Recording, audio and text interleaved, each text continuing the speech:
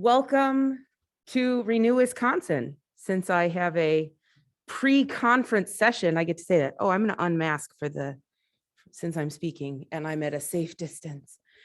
It's great to see you all here bright and early in Madison today, and welcome to our online audience. I wish you could be here live with us in person, but I'm glad you could join online. My name is Amy Simpkins. I am the CEO at muGrid Analytics, but more about me in a minute. We're here today to talk about microgrids. For a long time in the industry, of course, we've been installing renewables for years on their own, and many renewable sources of renewable energy are non-dispatchable. You can't control when your energy comes. And so microgrids are the future.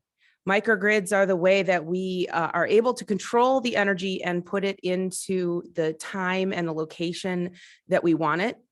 And we're going to talk about what they are, how they work together in symbiosis, and how we can design them.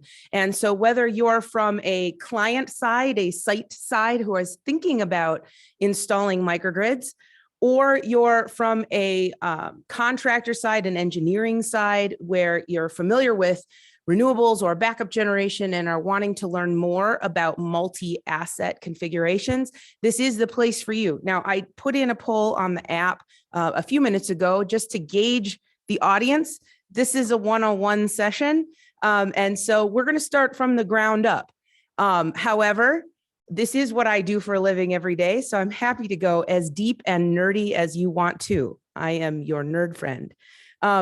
We do have in the audience a significant shift to the total microgrid newbie and to people who are familiar with the microgrid concept but want to go a little bit deeper, as opposed to microgrid experts. So we're going to stay to that side. Don't worry, we're not going to leave you behind. I'm going to try to go through my material, and then we'll have an open Q&A at the end. But if you have an urgent question, here live in the audience, feel free to raise your hand and we can do that. I might put you off to the end so that we can kind of have an open conversation at the end. It feels like we should have half a day for this session, but we have a half an hour. So we'll do our best, and here we go. So let's start out with a definition, shall we? What we talk about when we talk about microgrids, I often put adjectives with it. Resilient, grid-connected microgrids. So let's take it in reverse. What is a microgrid? A microgrid is a collection of energy generation, storage, and control assets that are going to serve local loads as opposed to loads far away. There could be one load, it could be multiple loads, but the key is that they're local. So microgrids are a part of distributed energy because they are serving their local loads. They often contain renewables, but they don't have to. By some definition, your single propane backup generator sitting out back of your house is a microgrid. We call ours a microgrid because it will provide you with backup power. But microgrids go from that simple, humble, very mature technology of the single backup generator all the way up to multi-asset microgrids combining many different types of generation and storage. Oftentimes we have the second level of microgrid is non-dispatchable generation like renewables, wind and solar, paired with some energy storage to control that energy. We'll talk about that more in a minute. And because they are resilient, they have grid forming capability. So the next adjective, we're working backwards, grid connected. What is a grid connected microgrid and why does it matter? So when a microgrid is grid connected, that means that the site has an option to purchase their energy from the utility. That means the decision to use the energy from the microgrid versus purchasing energy from the utility is one of economics. Is it worth it for me to pay the utility company to serve me with energy, or is it more economically advantageous to use energy on site? Now, classically, for like simple solar, that's a no-brainer. Of course, you wouldn't have installed the solar if you didn't want to use the energy instead of the grid. right? But once you involve other assets, particularly battery storage, there are inefficiencies that happen. There's battery degradation that happens when you're using the battery. And so you have to make an intelligent decision. Is it worth it right now to use my assets? Also, you may now that you're storing your solar energy, you may have not enough to cover your entire usage, but you have enough to cover some. So now when should you put that energy? The economics of a system are driven by the rate tariff at the site, which is more or less fixed. Obviously, it can be updated, but we treat it sort of as a fixed thing. And there also may be market participation opportunities that can be variable. And we'll talk about more about those in a minute. The third adjective or the third word here is resilient. And resilient refers to the ability to provide backup power. You probably know that by now that if you install plain old solar on your roof, the solar goes down when the grid goes down in the vast, vast, vast majority of cases. And that was a surprise to many people who said, but I'm generating my own power. How is that possible? Well, the microgrid configuration gives you the ability to stay up when the grid goes down and use all of your assets during that time. Sometimes we call that islanded mode as a contrast to grid connected mode. Now, some microgrids, particularly in remote locations, remote Alaska, rural Africa, are always islanded, never grid connected, which is kind of a different operating mode and requires a different set of architecture. But for what we're talking about across the US, here in Wisconsin, most of your microgrids that we're going to talk about are resilient, grid connected microgrids, able to provide backup power, able to offset grid purchases for economic benefits, and serving local loads. That frames our discussion. So what makes a microgrid? A lot can make a microgrid. Or a little. We just talked about it could be as little as a simple backup generator, and it could be many assets working all together. But we take a look at kind of 3 or 4 big categories that form the pieces of a microgrid. Most often, we're looking at renewables generation. We see that being solar and wind. Could also take a look at geothermal effects, depending on what kind of storage you have available. Hydro sometimes get into play, all sorts of different types of renewable generation. I'm sure there's technologies we haven't even seen yet that are going to be part of microgrids. And that really forms the foundation of microgrids, because that's in the timeline of microgrid maturity. That's where we've grown from. Was saying, hey, I thought if I put solar on my roof, I'd have backup power, but I don't. What can I do about that, right? Renewables generation provides sustainability, and by that I mean green power that's planet friendly, totally renewable. And it also, in the case of resilience, provides survivability. You're never going to run out of fuel from your renewables. And so it provides an extended period of time where you don't have to worry about your microgrid operation, whereas a traditional backup generator might run out of fuel. So speaking of traditional generators, when we're talking about that resilience piece, traditional fuel-based generation or combined heat and power or cogeneration still comes into play.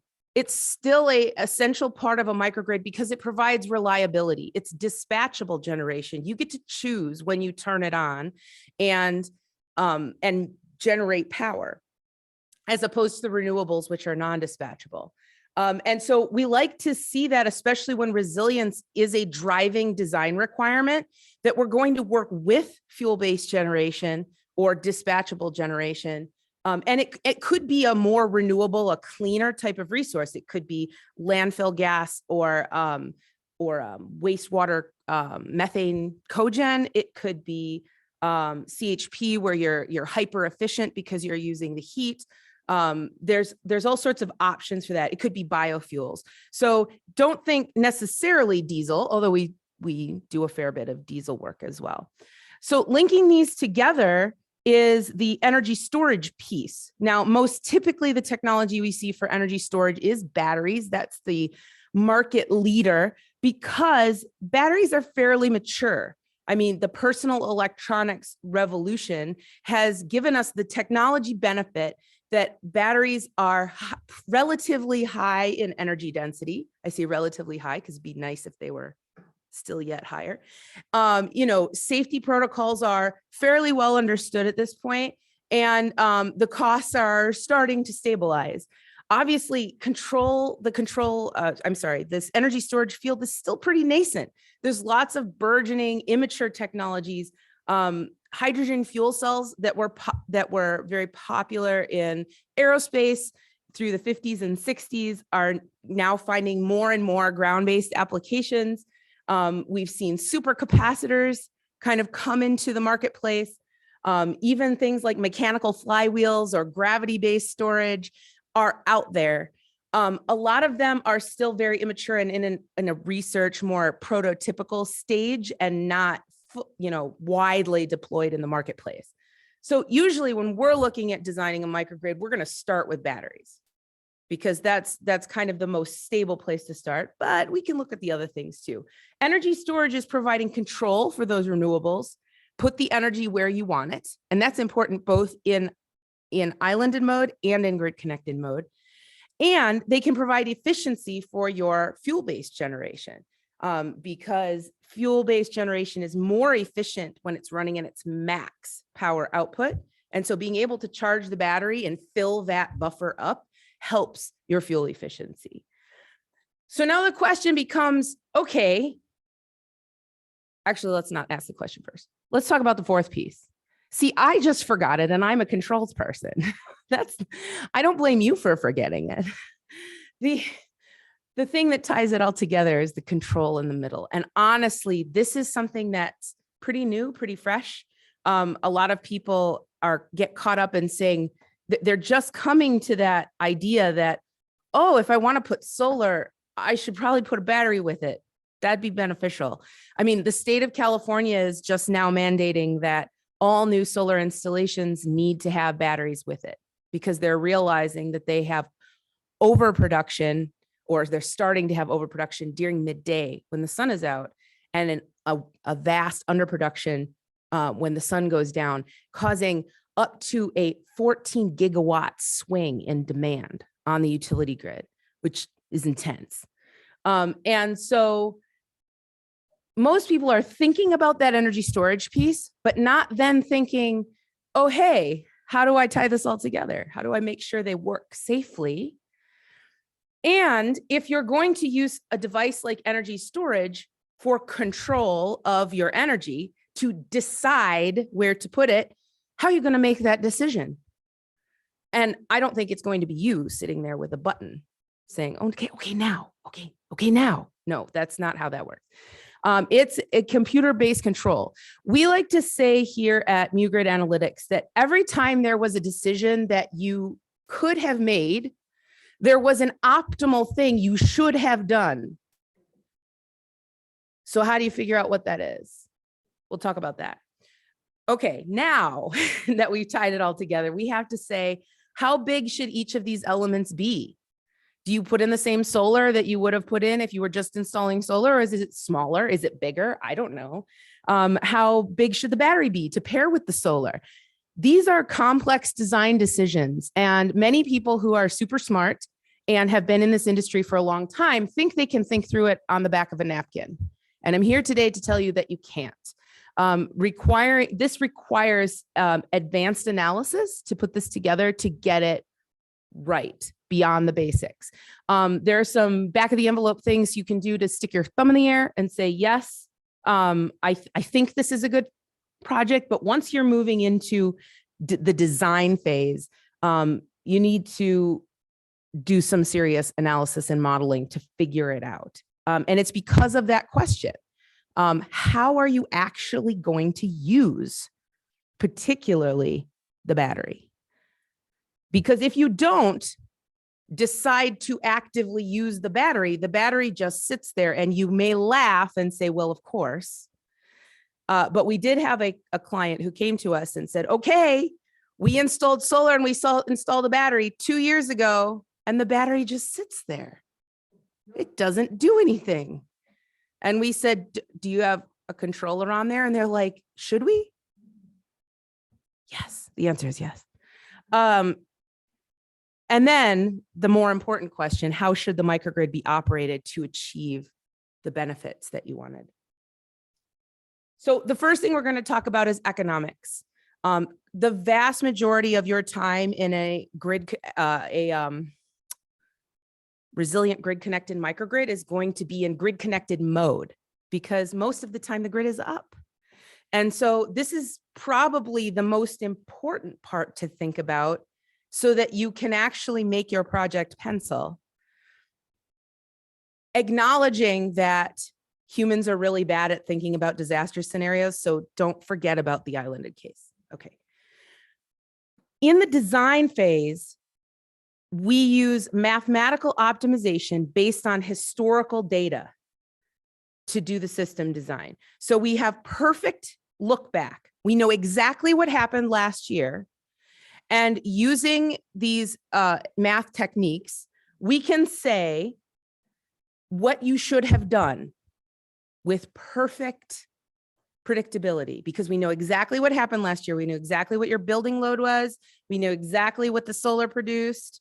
We know exactly what the weather did. And we can say, aha, on Tuesday, in July, you should have discharged the battery here.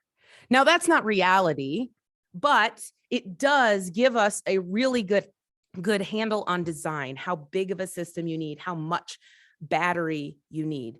And I'm happy, I'm going to go through now just to make sure we have enough time. We can come back around and talk about revenue streams if you want to in depth. I could spend the entire day talking about that. And I could talk about the features of a battery and why sizing is complicated. For right now, I'm going to move forward though, and we can come back if there's interest in that. But the design part is only the beginning. More importantly is once you have a system, how will you operate it? So in operations, the strategy gets more complicated because you don't have perfect prediction. Now you're looking forward to tomorrow. And you know as well as I do, especially Wisconsinites, you know that the weather is only as good, the weather forecast is only as good as the paper it's written on, right? But we are working on that. We're working on using machine learning and artificial intelligence techniques to predict based on weather forecasts, how well based on a weather forecast can we predict solar production? How well can we predict what the building load is going to do? Are they going to crank up the AC? Are they going to crank up electric heat, fuel-based heat? How does that work? And all of that, those inputs go into the model to say what you should do. And so because of this complexity, because of this uncertainty around what's going to happen tomorrow, simple rules-based control is insufficient. And that's what you have a lot out there today. We talked about the evolution of the technology, right? First, the idea, oh, I should put some storage with this non-dispatchable generation. That was the first realization. Then, oh, in order to use my battery, I actually have to have some control. Okay, so a lot of the controllers that are out there today are using more simple rules-based control. You know, if it's 9 a.m., discharge the battery. If it's 9 p.m. or the battery is empty, stop discharging battery. And that's it. We can do better. We can do better. And so that is what we're working on here at muGrid Analytics, is that intelligent control piece with the predictive part. I wanted to talk about Wisconsin specifically. Here, economic considerations. Here in Wisconsin, you tend to have, looking across the country, you have mid-range energy rates. They're not the most expensive, but they are not the cheapest either. And you have mid-range demand charges. Again, not the most expensive, but not the cheapest either. That means there's a pretty decent economic argument for microgrids, for coming in and offsetting that. It's not as like wildly on fire here as it is in some of the other states that either have high energy, high demand, or both. But it's not, there's not a terrible economic argument. The key here is actually that some areas and some of the utilities lack good net metering policies or sellback rates. So typically, if you were installing just solar, you could say, oh, well, my excess solar, I'm going to sell that back to the grid. They're going to give me a bill credit that then, can offset my energy usage at night when the sun's not out. We call that using the grid as your battery. That's the basics of net metering, okay? But in many areas in Wisconsin, the net metering rates are at wholesale rates, not retail rates. So you're not getting compensated for that solar at the same cost that you're using it. So if you can store that energy on site and use it stored instead of letting the grid store it, there's an economic advantage. That's arbitrage. And so that's one of the functions. That's why one of the reasons why batteries can make sense here in Wisconsin. There are, especially at the top tiers of commercial and especially industrial rate tariffs, there are some complex structures. And where there is complexity, there is always opportunity. But you need to have the proper control, the proper decision-making process. And so when it's just a simple, single demand charge with a single window, that is an easier control problem. And sometimes simple rules-based control can come close on those rate tariffs. The more complex you get with ratcheted rates or limiters, crazy rules on which demand window is the most important one, the more complexity there is, the more intelligent your control needs to be. And finally, I swear I am not brown nosing here at Renew Wisconsin, but Wisconsin is incredible with state level support for microgrids. The programs that the Public Services Commission and particularly the Office of Innovation runs are enabling microgrids across the state in ways that are not happening in other states. And it's really refreshing to work here with such motivated support from regulatory bodies and also from the utilities. So here's an example of why intelligent economic dispatch matters. This is an actual operating site. We at muGrid are not operating this. It's operated by a third-party owner, investor, operator, and they are using a simple algorithmic control. It's a pretty simple strategy. And so what's happening on that top chart is their operating control. The black line is the load of the building. You can see how it comes up during the day and then drops down to a base load at night. The green area is what's coming from their solar and storage microgrid back to the building, serving the load. And the gray is grid purchases. And I will call your attention to the fact that they look like mountains. And if you're trying to offset peak charges, you don't want mountains, is basically what's happening.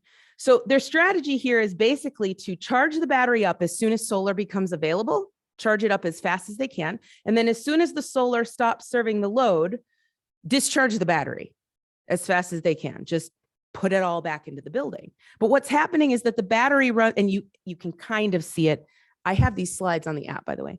The orange dotted line is the battery state of charge that's dropping down.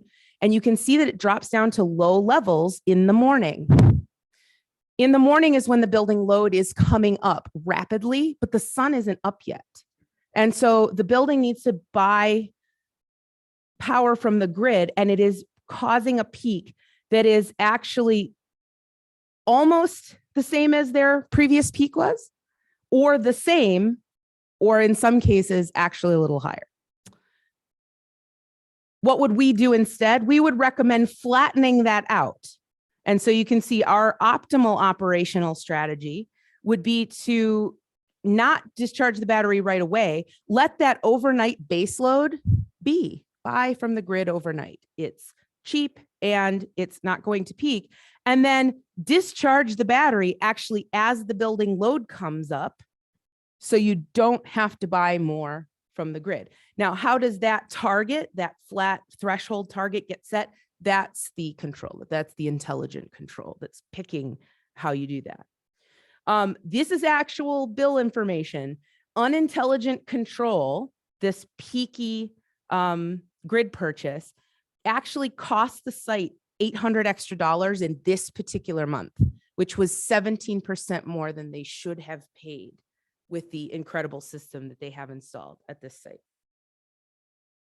So we're going to transition here. Oh, Lord. I have 5 minutes left. How are we going to do this? Let me talk through this really quickly. We're going to transition to island and mode and talk about resilience. And maybe we'll go about 5 minutes over with Q&A. The number one thing I want you to take away about resilience is that it's stochastic. For you non-math people, that means it has an element of randomness to it.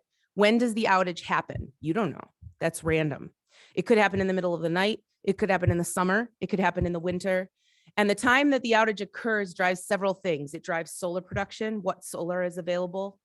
It drives what the building is doing, what the building load demand is going to be at that moment and for the next several hours. And so we run a stochastic analysis, which takes into account all of that randomness to say, when can you expect, how long can you expect this, this microgrid to last before it fails, runs out of juice in the battery or fuel in the generator?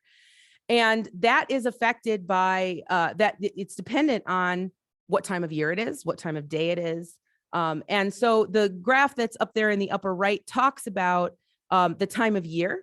The January is on the left and December on the right. So the winter is those green areas. What this is saying is that for a microgrid that includes solar, you can last a really long time in the summer in the Northern Hemisphere because you have more sun available. That's that survivability piece.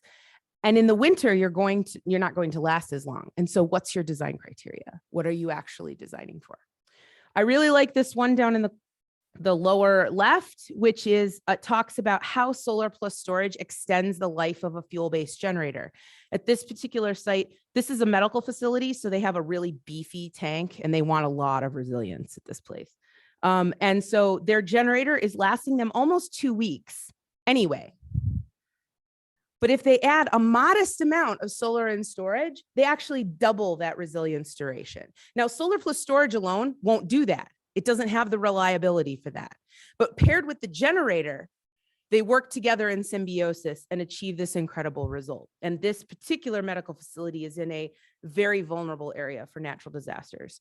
One more, and just to talk about the last graph, that talks about load shedding at the building. It's really a powerful tool to increase your resilience. We have a saying around here that is negawatts with an N are cheaper than megawatts with an M. So think about that. Okay, this is the last bit, and then we'll have a few questions. And if you need to run off to the first session, I don't blame you. If you're thinking about a microgrid, eh? Yes? Okay, here's some things to think about. Economics and resilience are often competing priorities. Economics generally pull your system slightly smaller, and resilience is going to pull your system larger. And so you need to be super clear about what the priority is and what you're willing to pay for it, especially if the goal is resilience, because resilience is a hard requirement to assign a dollar value to. It's something the whole industry struggles with. I hope you've walked away with the idea that this is sort of complicated. And so hire an expert. Your typical engineering firms, I know all the engineering firms in this room are energy focused, so that's fantastic. But like we see a lot of people going to like commercial construction firms and wanting them to just add on some energy. And you really, really need to have an energy expert when you're embarking on this journey, particularly around those operations. And sometimes even the energy engineering firms aren't as familiar with that controls piece. Do they build systems that work? Yes. That are safe? Yes. Are they optimized? I don't know, maybe. So think about that, ask good questions. Consider hiring a microgrid architect or operations expert. Insist very strongly on intelligent dispatch control. I'm telling you, if you are basing your system on economics, you are not going to get the output the performance that you design for if you don't have an intelligent controller. cannot stress that enough. Contemplate your load adjustments first, because negawatts are cheaper than megawatts. And then refine your resilience requirements. We get a lot of people coming in and saying, I have a wastewater treatment plant that's really critical infrastructure and I definitely need resilience. And we say, great, how much? And that how much resilience is something I can't tell you as a microgrid architect. Like, that comes from the site. I can walk you through it. I can show you all these fun graphs about what to expect, but defining what resilience is important to a site is on the site. So just finally, that's a picture of me here in Wisconsin. muGrid Analytics is on the team with the Bad River Band of Lake Superior, Chippewa. They commissioned 3 microgrids in May of 2021, and I had the privilege to come out for the commissioning. That's their wastewater treatment plant, unrelated to the previous example of the wastewater treatment plant, promise. That's their wastewater treatment plant solar, and the gray enclosure is their battery system there. So with that, I made it on time because it's 8:15 and technically you're free, but I am happy to stay here and answer questions for you in the moment.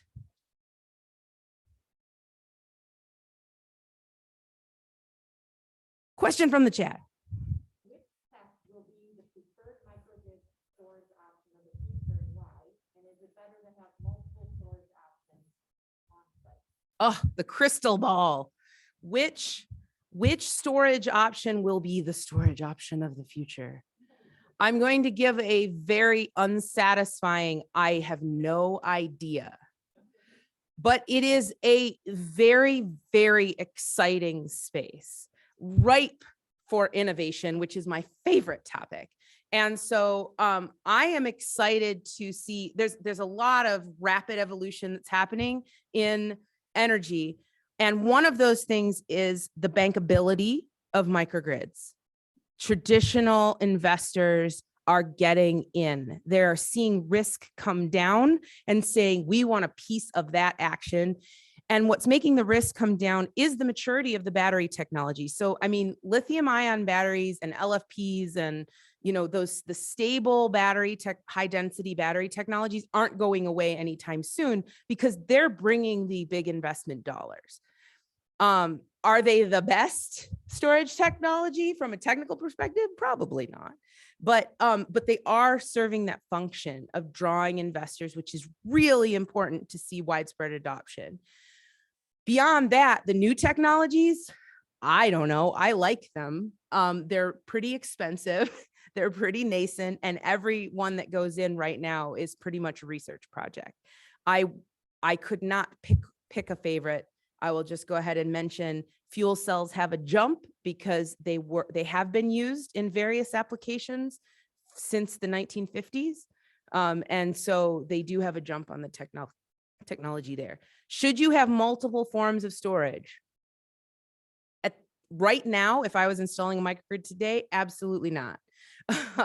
Too complicated. The more assets you have, the more complexity you have, and the harder the control problem. And so you should want to limit your complexity without a good reason to add complexity. But if you like science projects, by all means. Any other questions? Yes, sir. Are you seeing any market emerging for batteries, portable batteries that can be moved around?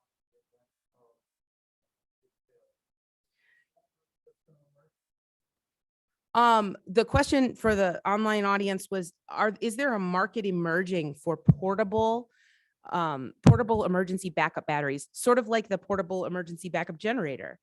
I would say, yes, we've seen some interest in that. There's some tricks about that because normally to get appreciable resilience out of a battery, it's got to be big and they're really heavy. And so moving them is a trip. We have had some interest, actually, that we had a utility customer in a sort of a dense metro urban area that was doing this, that had some battery packs on trailers and was trying to figure out the infrastructure to move them around to like various to support substation operations. I'm not sure how far he got with that, but so I think there is interest. How viable it is, I think, remains to be seen. Yes. I guess a related question, do you see a market for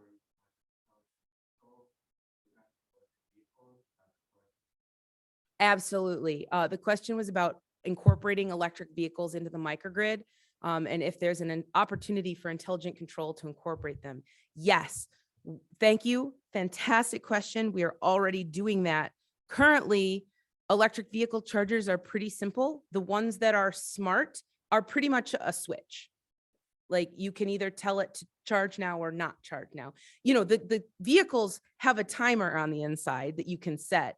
So you can already avoid your time of use, right? That like if your energy charges go up between 4 and 8 p.m., don't charge then, and your car takes care of it. But there are also smart chargers that will accept a signal from like a centralized controller, and they do the same thing. Can I charge now? Can I not charge now? We're looking forward to, again, the rapid evolution of charging control so that we can limit charge rates. And then you start to have infinite possibilities. Obviously, there's some technology out there. People are definitely hoping for vehicle to grid applications or vehicle to building applications where you can actually use your stationary battery, or sorry, your mobile battery, your EV battery as part of your microgrid in an emergency situation. I think the Ford F-150 Lightning is actually advertising that, even though, again, that's pretty nascent and it's pretty science project-y. I'm not saying it won't be widespread pretty soon. It probably will be. Everyone wants it, and I'm sure there are very smart people working on that. And we, as controls engineers, are super excited to see that come in because possibilities multiply. Yes, sir.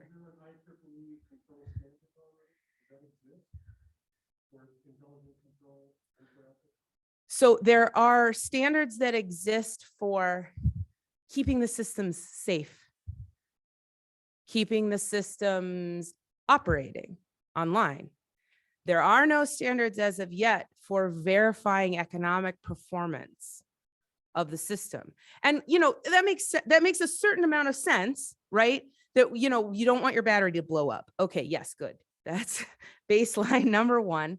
And, you know, and so that's good. That should be level 0.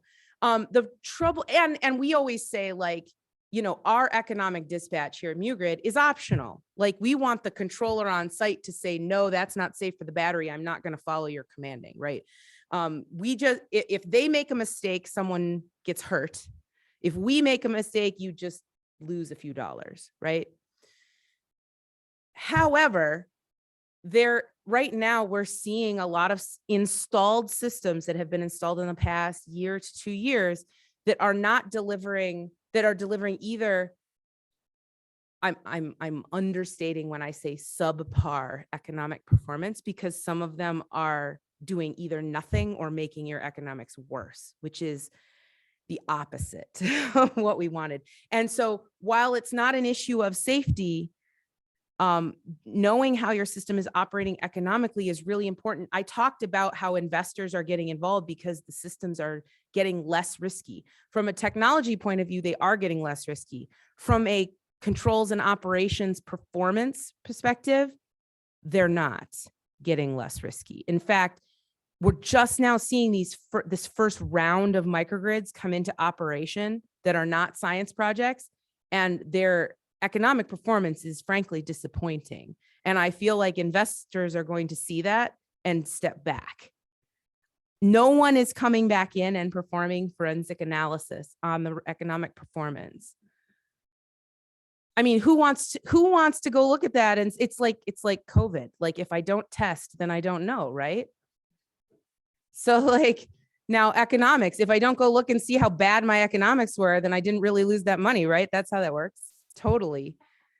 And so you'll see dashboards, controls dashboards, and you'll see, oh, look, the sun is coming and I see the solar production, and oh, look, the battery discharged a little bit. That's great. It's working. But they're not going back and saying, here's what I expected to save this month, and here's what I actually did. It's something that we are working on here in-house at muGrid to provide that service to our customers. We're working on several installed microgrids controlled by others, and we're working on controls ourselves. One more question. Feel free to leave. That's totally fine if you're in the room. One more question from the app.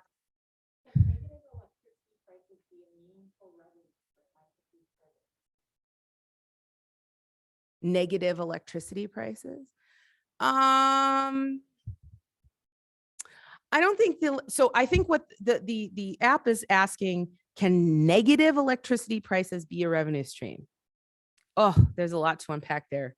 So seriously, if you have to go, please go. But I'm going to talk about it. I'm going to do it.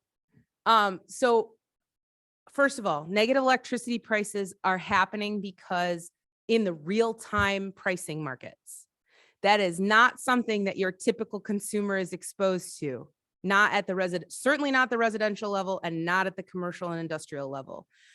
If we go back to this slide about revenue streams, we're talking about being able to participate in the wholesale markets according to FERC 2222. The only place you can do that right now is in Texas, and they did a really poor job of it last year, and now a lot of people are angry, and it pretty much set us back as an industry. But I digress. So right now, negative prices on the wholesale market aren't necessarily available to the vast majority, certainly of behind the meter customers, maybe utility scale customers that are, or utility scale generation and storage that's trying to support the grid that will interact with the wholesale markets. Are they a revenue stream? Sure, we model that. We take a look at historical data and we try to model for it. But you have to remember that the regulatory organizations at the ISO levels are trying to keep that from happening. Like, that's a bad day in the energy market. And so they're going to try and correct that as soon as possible. And so that's what I would say. Is it a revenue stream? Yes. Can we model for it? Yes. Is it available to the vast majority of people in this room? No. And is it a reliable revenue stream? No. That's what I have to say about that. All right. Thank you so much for attending this morning. I should have said before everyone started leaving that I am at booth number 1, which is all the way to the left-hand side on the Grand Terrace. So if you have further questions or want to chat, please come over and keep me company. I would love to see you.